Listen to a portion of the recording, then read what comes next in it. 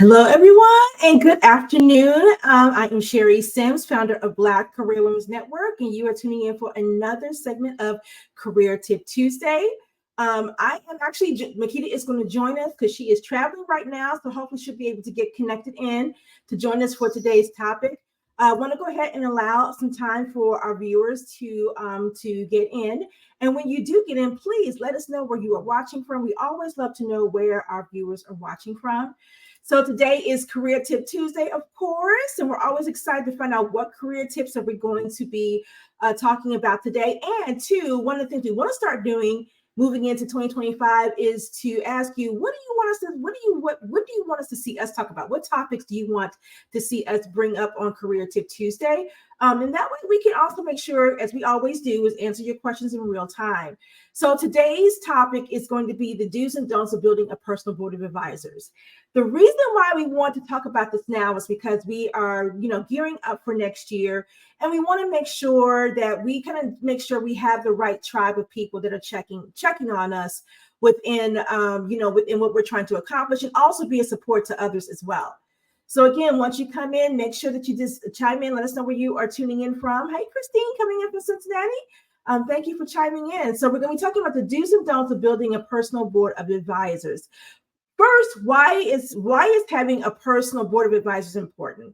You can call it what you want to. It doesn't have to be a personal board of advisors. I know that sounds a little formal. You might want to call it your tribe, me old school posse, whatever it is that you feel comfortable with when it comes to having people who can rally around you, that not only can they pour into you, but you can also pour into them, because we want this to be a two-way street. So it's important to think about who is currently in your tribe now, and how is that going? How, thinking, kind of analyze how things have been. Have you all connected have you been able to connect often over the last couple of years, like within 12 months?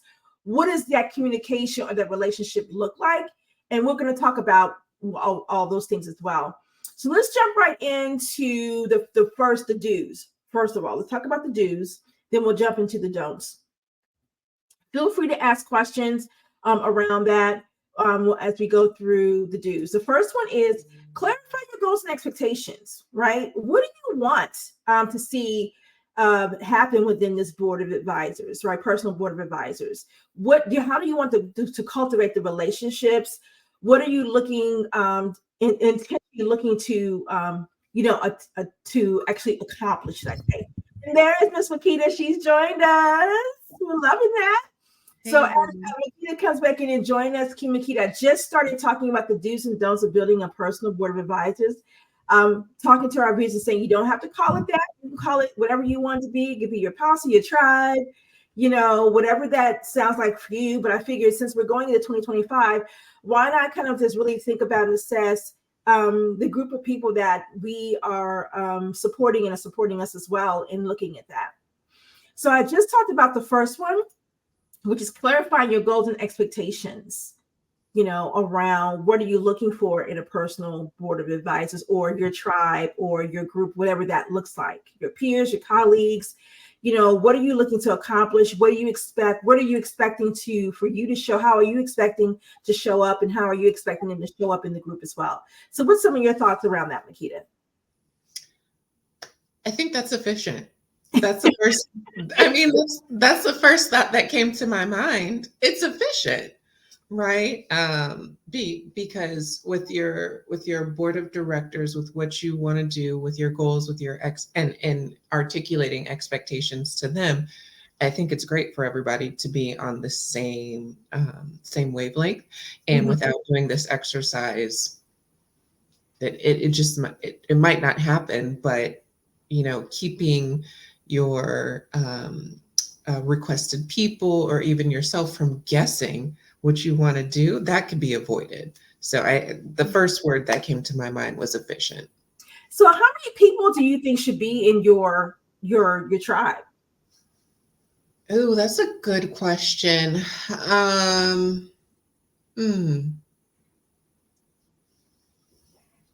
For me, I'd say maybe 4 or 5. Not too big.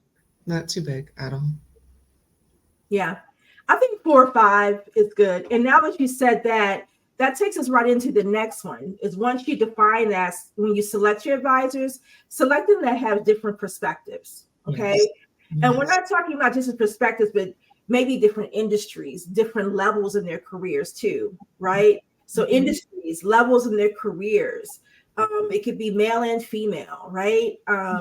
Age. Age, because again, they, because you want that, because that keeps you open to not only to what you need to take a look at yourself, but being open to what you need to develop or get resources for, whatever that looks like. But having those different perspectives are good because they can see things that you may not see, Mhm. especially when you're sharing, if you have like a situation, or maybe there's an aspiration you have and you are wanting some perspectives on what to do or how to get there. So I think it's great to have different perspectives. Age, so we have age and levels of career, different industries. Mhm. Yeah, pretty much for those. I think it's important. Yep. Agreed. Those. The next one is building genuine relationships. Let's spend a little time on this, but I think this is hugely important because we can have people that are in our board of advisors because we either admire what they do, some of us may be fans of what they do, or we want to be like them, or we just respect their knowledge and expertise, whatever that is. But making sure you're clear on the why you want to build the relationships with them, and making sure that it truly is genuine and that you all really have a nice synergy with each other. Mhm. Mhm. I mean, what's your thoughts on that, Makeda? Yeah, I definitely agree. If it's just a one-sided give me type of relationship, I think people are going to see straight through that, Mm-hmm. right? Yeah. And nobody wants to be in a relationship where they're just giving. I think about like corporate boards or nonprofit boards, right? It is a team. Everybody's kind of serving everybody for the greater good, right? And so you have to make sure that that is happening, right? There is a genuine relationship where both parties are are giving and getting, which goes back to making sure that expectations and there's clarity between what's going on. Yeah. And so when we think about building genuine relationships, what should we go about doing to identify, like, what should the criteria be for that? Should it be based on your personal values? What should you be looking for in that individual that also is the indicator that, yeah, we're genuinely building a authentic relationship here? Yeah, definitely values. 'Cause values are huge. We have a Hey everyone, we have a Eunice that says connecting from the heart. Mm-hmm. Dive deeper into that a little bit more. Tell us a little bit more what you're meaning by connecting from the heart. I think that's a really good one. Mm-hmm. Also, criteria for building relationships, character. I think that that is Yeah. huge. I think that character is huge, right? Take some time. Let people not only um, find out what your character is by letting them sort of observe you, but observe them as well. I think character is huge because character, I think, can go into reputation. Yeah. And I don't think that you want somebody on your board of directors who has a bad reputation, or you don't want to necessarily be associated with somebody with bad character because you're guilty by association. When we don't get that luxury to not be guilty Mhm. by association, right? So That's take true. take good notice of their character. Yeah, as you know, we all say use that discernment, right? Use that discernment when you are, when you're building these relationships. Pay attention to, my thing is, I would say, pay attention to how they move. What do people have to say about these individuals when you're not in the room? Or Yeah. when, excuse me, when they're not in the room. When they're not in the room, what do people have to say about these individuals? Because that speaks a lot too. So you have to pay attention to those things as well. And if those things get back to you, you need to kind of think about that. Even if you say, "Hey, I think I might just want to, figure that, make up my own mind about the individual," but still, you have to kind of still take that information and take it and evaluate it and see kind of where things fall. Yep. And I'm going to add in one more because I think this one is really important. And I'm going to go biblical on y'all. What is the fruit of their labor? What is the fruit of their works? Right? You have people talking. Right? You have people talking, doing this, doing that on social media, et cetera, et cetera, et cetera. How many lives have they changed? How many lives have they impacted? What sort of programs, what sort of initiatives, what sort of things, tangible. But again, I think we're talking about impacting lives, here that you want to see. What does that look like? Because again, people can talk, but what is the fruit that you are able to see and taste? No, I love that. And one of our viewers said relational versus transactional, which is something you definitely absolutely need to look at and discern from very quickly. Everything Makeda was saying falls right into alignment with that, which is important. So as you go into 2025 and you want to, either if you've never had a tribe that you want to build around this, or if you have one, you're kind of reevaluating who's in it. Yeah, think about some of these do's that we are talking about. So, Makeda, you want to take the next one? Sure. So the next one we have being open to honest feedback and accountability. Whew. If y'all are not ready for feedback and accountability, do not do this. Do not do it, because feedback is here to help. Feedback is here to sharpen yourself, and accountability. I mean, that speaks for itself. But you want to find some people whom are very open to giving honest feedback, again, because you have observed them, right? You want to find some people who do a great job of holding folks accountable. And I think, I think that there's something to say by saying, like, know yourself, right? So giving honest feedback in a graceful way versus being honest in a very blunt and kind of I'll just say blunt way. Know which one you are, right? So if you need feedback, well, that's in the graceful way versus somebody who's just, they can spit it out. Know which one you are, because that can, I think that can impact you as well as you take feedback and you hold yourself accountable and others hold yourself accountable. So know which one you are. Sherry, what do you think about this one? No, I like this especially when if you're bringing specific things to the conversation with your tribe, board advisor, whatever you want to call them, you have to be ready to, be a big girl and take that feedback. And then that's the whole thing too, is that making sure you have people in the tribe who are going to be honest with you when you start bringing these topics to the conversation when you all meet. And that accountability piece is huge. If you don't have anybody who's going to hold you accountable and call you out, what are you doing? Why are they there? Right? Again, board of directors. Yeah, if you're ready for growth, if you really are ready to be transparent and being able to see yourself in a different way and making sure that you are showing up in the way you want to, you have to be ready for that. It's just like when you're having a review with your boss, you may not exactly like everything they said during the review, but again, it all goes back to being able to, if you have to accept honest feedback from them, why not also accept that in that accountability with the tribe that is there to see you do well. Right. Yeah, I love that. All right, Makeda, go to the next one. The next one is express gratitude and offer value in return. Ooh, this is a good one. Yeah. This is a really, really, really good one, because at the end of the day, going back to, being open to honest feedback and accountability. If your board of directors is doing that, thank them for helping you get better. That's what all of that is about, helping you to get better. So make sure that you are thanking them, you are offering your gratitude, and then again, being of service to them.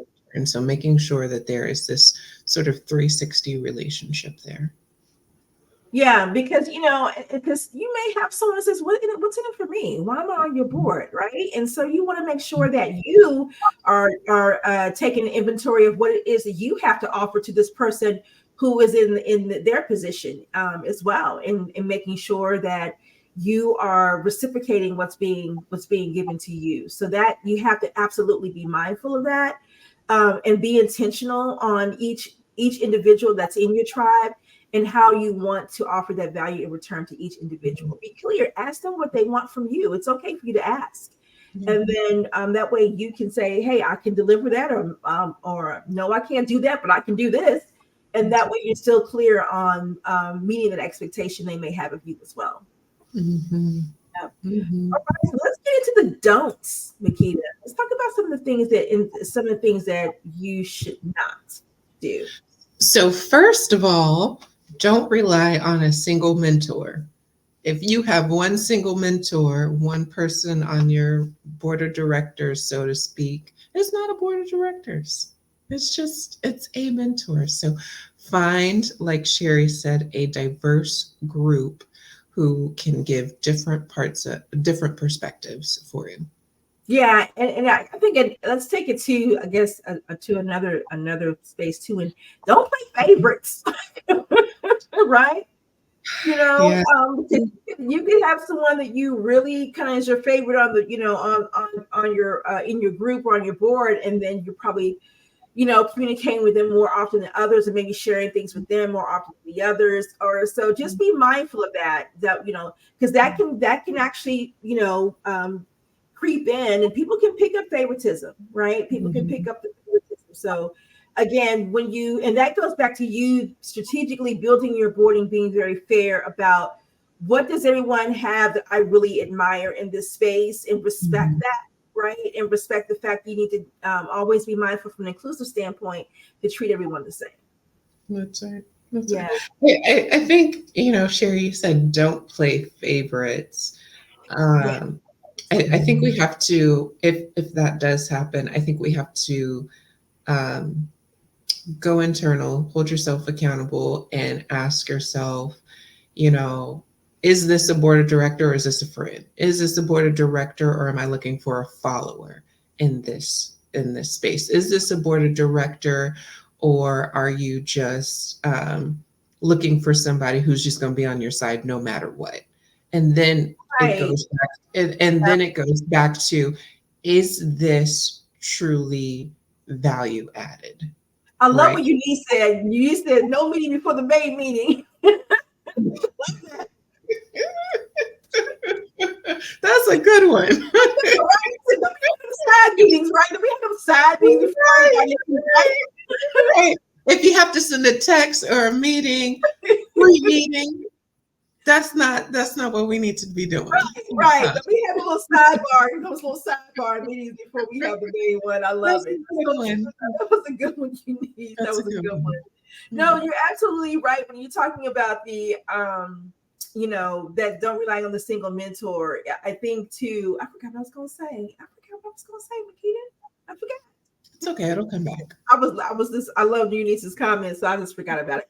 But yeah, yeah. So, when we're talking about the single mentor, again, don't have your friends in the personal advisors, you all. Do not put your friends, your girlfriends in the person, because again, they know you. They know you. Okay. They know not just the professional you, but they know you. So again, they may not be the best people to be in your circle, right? And I know some of you are probably like, well, they're cool, but again, think about the dynamic you want this of the relationship and where you want that to be. We're not telling you what to do. We're just saying, just kind of, think before you do that in reference to adding your actual personal friends to that group. Mm-hmm. That's my 2 cents on that. Mhm.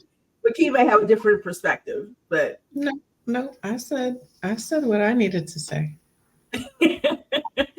all right, the next one is don't take without giving back, which we just talked about, right? So just Mhm. make sure you're mindful about it because just like you have discernment, you want your advisors to have discernment, and if they feel like it's a one-way street and they feel that, they may start backing out, and you don't want that. So just be mindful of that.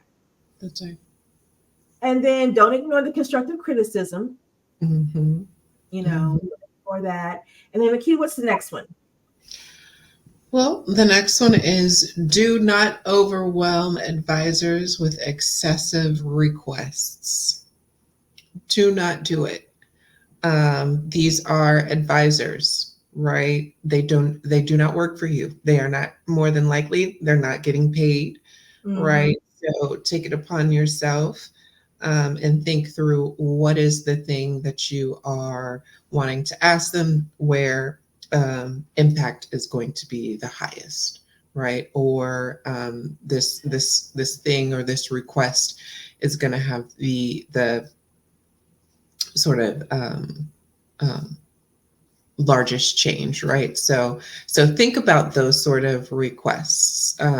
If you are overwhelming the advisors with excessive requests, gosh, I think you take a risk of losing them. I really do. I really do. What do you think, Sherry? No, I 100% agree. So this is your personal board of advisors, but they're not there to be this, career coach counselor every week. You know what I mean? So if you're having some things that are going on like that, you definitely need to think more around who's in your immediate circle that you can bounce these things off of, or maybe someone in your advisor, your group may say, "Hey, call me anytime if you need to troubleshoot," but be clear on that. That's part of the expectation piece that you need to set. Allow them to say how often they are available, right? You should have that that cadence meeting where everyone meets together, whether that's once a quarter or once a month, whatever that looks like, but make sure you all agree to it. And then, maybe you wait and table what you need to discuss for that specific meeting with everyone. Or if Mhm. you have something where it just can't wait and you need to talk to at least one person on your advisory board, find out who that one person who says, "Hey, I'm available. Give me a call anytime." But just be Mhm. clear. Some people may say, "I'm only available to talk with you during our, quarterly meeting, whatever." Um, just make sure you are clear on what that looks like for them. Yep, Yeah. exactly. And then I think the last thing we have is don't neglect to reevaluate your board periodically. Ooh, this is a good one. And I think so timely because there are different seasons of your professional life. There are different seasons of your life Yep. where you might need something different.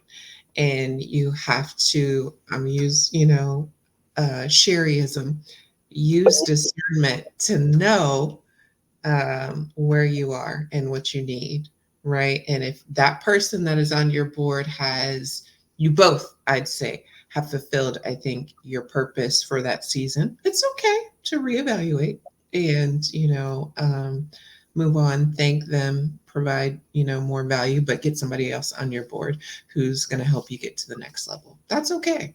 Hmm. Okay. Yeah. And as far as how often you reevaluate, you should do that once a year. You know, um, Eunice says that she says we need honesty because too much appreciation may overburden them to stretch themselves. Yeah, yeah, Mhm. absolutely agree with that. So, once a year, or even if you decide every 6 months, depending on the activity that you have I with them. I agree. I agree. And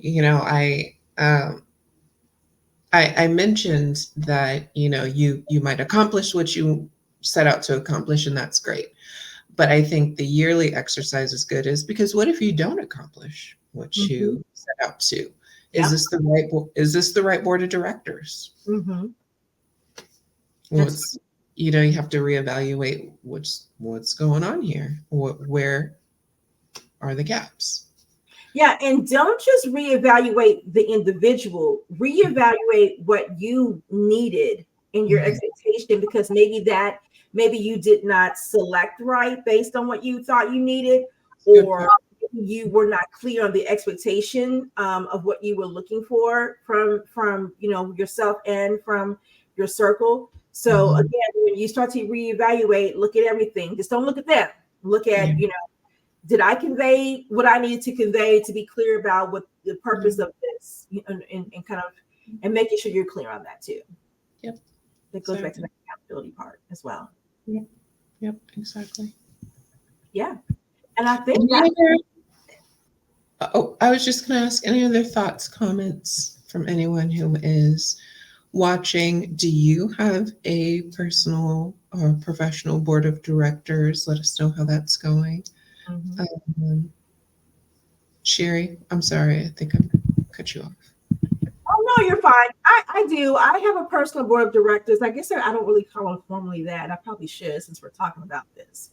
But I do think that, the women that are in my specific tribe, I don't meet with them quarterly, but I definitely, we check in on each other, right? We'll say, hey, haven't talked to you in a while. How have you been? Or I know there's several that are in my circle. I just pick up the phone and say, look, this is what's going on, and I need some, I need some outside insight, So you definitely have to, if you're cultivating those relationships with those individuals, you'll kind of know who you can call and who you kind of need to leave it a little bit more formal. So again, if you cultivate those relationships are huge, and that will help you to understand how to navigate your circle in a way that is impactful for not only you, but for them as well.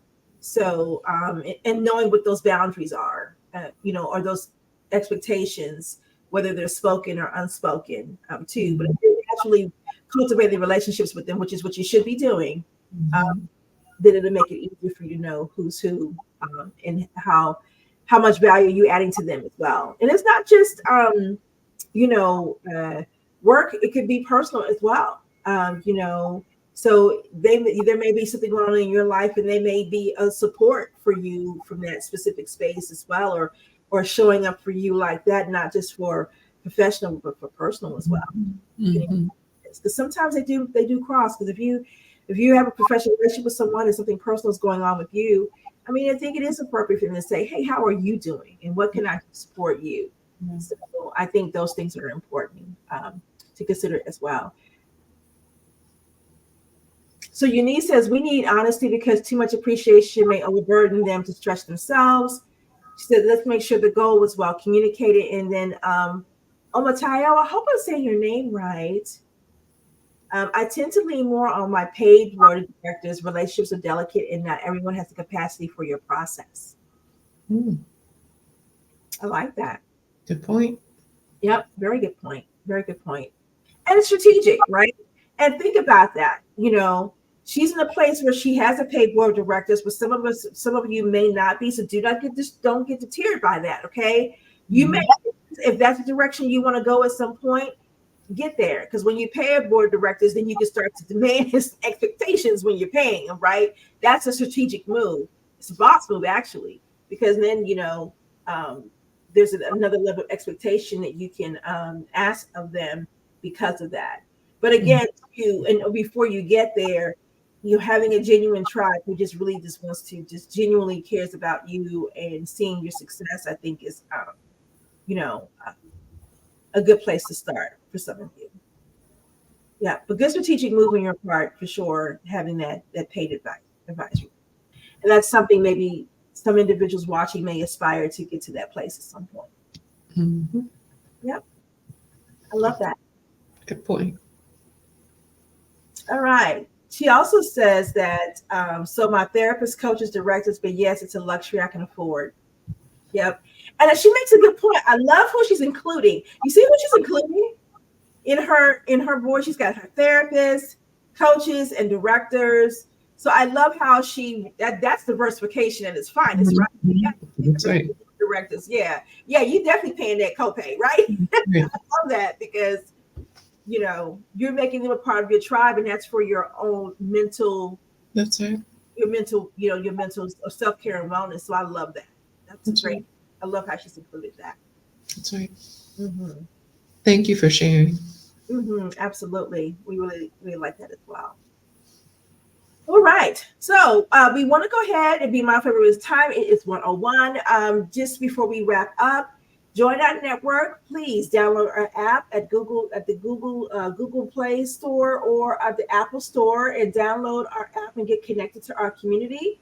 Any last words, Makeda, before we wrap up for the day? Go out and vote. If you have not, please go vote today.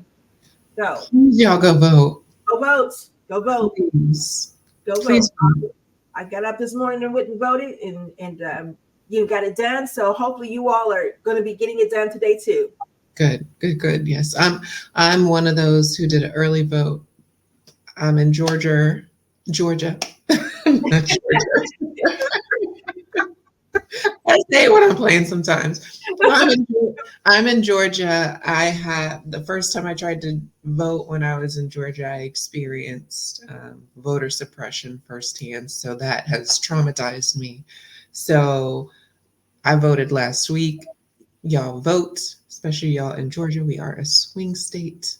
We need y'all to vote. Our future, our lives, our benefits, our livelihood depends on it. So please go vote and take somebody with you. Yes, and I'm in Ohio, so I don't know which way we're swinging. It could go, but go out and vote. Okay, make sure you go out and vote today. All right, so just make sure again, join our network. Go to bcwnetwork.com, download our app, and be a part of our community. And again, this is Career Tip Tuesday, where Makeda and I come together and we give you career tips and advice, things that you can actionable advice you can go back and apply in real time in your careers. So we'll see you again all in 2 weeks. Happy voting day. Go out and vote, and we'll see you all in 2 weeks. Bye, everyone. Bye, everyone.